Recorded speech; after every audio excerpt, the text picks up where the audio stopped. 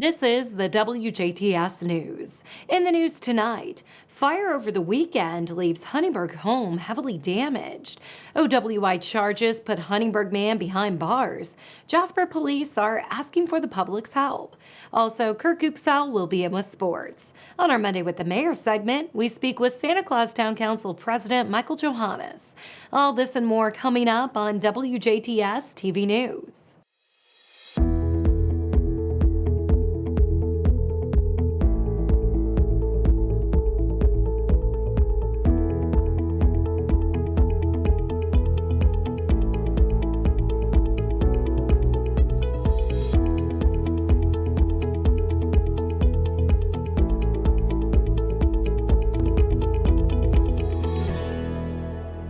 Good evening and thanks for tuning in. I'm Jenna Budell with the WJTS News. A house in Huntingburg is heavily damaged after catching on fire over the weekend. Crews responded to a fire in the back of a rental house on East 8th Street early Saturday morning.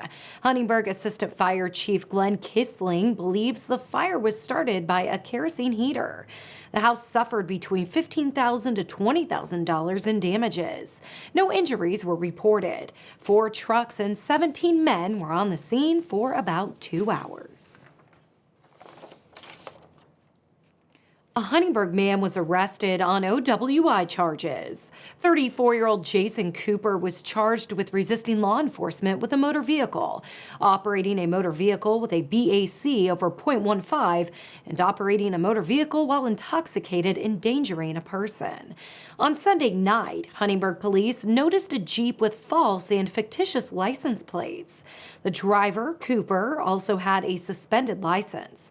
After initially stopping Cooper, he took off at an excessive speed. The Jeep was all over the road, according to officers. The Jeep eventually ran off the road and struck an embankment. Cooper was found unconscious. Cooper was taken to Memorial Hospital with minor injuries before being taken to the DuBois County Security Center. Jasper police are on the lookout for a man involved in a criminal investigation. Pictures of the man can be found on the Jasper Police Department's Facebook page. If you have any information on the man, call the Jasper Police Department at 812-482-2255. A local restaurant is closing its doors. McAdoo's and Out of Bounds have decided to close after 22 years in business. In a social media post, the restaurant says that COVID-19 is not to blame for the closing. Doors are set to close on January 1st. The DuBois County Sheriff's Office has concluded another successful enforcement campaign. Sheriff deputies took part in overtime patrols last month as part of the 2020 Click It or Ticket campaign. During the 20-day enforcement period, officers wrote a total of 61 warnings, 4 citations, and no citations for seatbelt violations. The National Highway Traffic Safety Administration reports that 90.7% of drivers and passengers across the nation were wearing seatbelts in 2019. In 2017 alone, seatbelts saved an estimated 14,955 lives nationwide. Even though Indiana's seatbelt usage rate is 94.6%, which is higher than the national average, over half of the people killed in car crashes last year were not buckled up.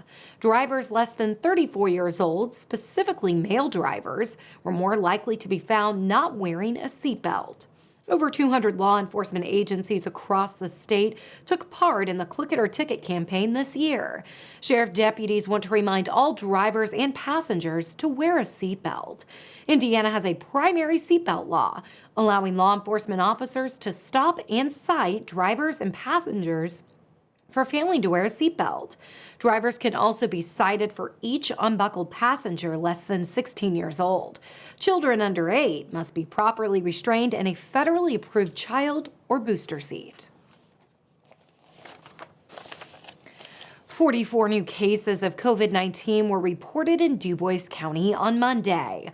According to the Indiana State Department of Health's COVID-19 dashboard, the county now has 2,982 positive cases and 34 deaths.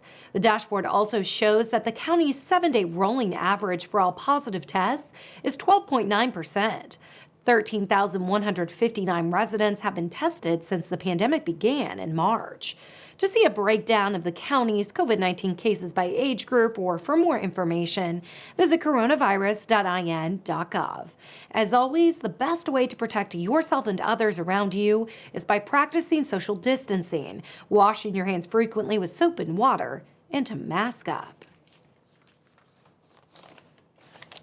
The Indiana State Department of Health is reporting 5,986 COVID-19 related deaths, 387,278 positive cases, and 4,614,540 Indiana residents have been tested for the virus as of Monday afternoon. The numbers for our viewing area are as follows. Starting off in Du Bois County with 2,982 cases with 34 deaths. Pike reporting 650 cases, 21 deaths. Spencer with 1,029 cases, 9 deaths. Perry reporting 944 cases and 21 deaths.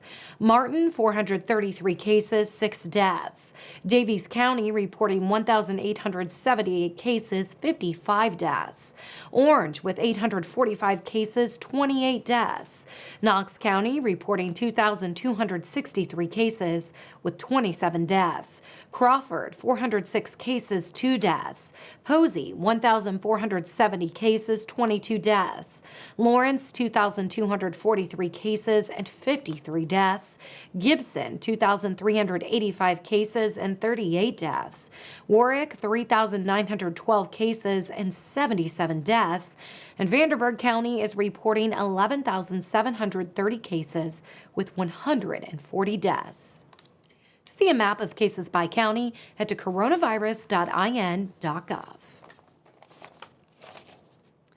The U.S. Department of Agriculture is helping area families with getting food on the table again this week.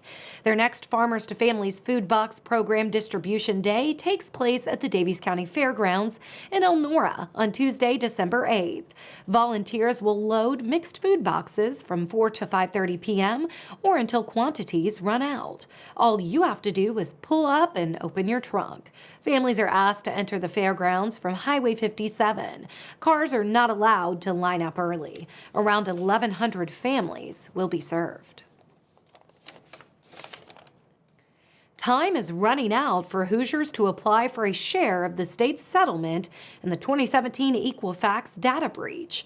The last day to file a claim is Wednesday, December 16th, but Attorney General Curtis Hill says Hoosiers should file their claims as soon as possible. The breach happened between May of 2017 and July of 2017.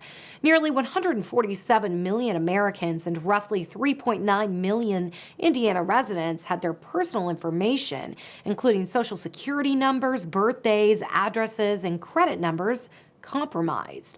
Although Equifax reached a multi-state settlement in July of 2019, Indiana opted out and filed its own lawsuit against the company. Hoosiers affected by the breach are eligible for part of the $19.5 million settlement. Visit IndianaEquifaxClaims.com and enter the required information to file a claim.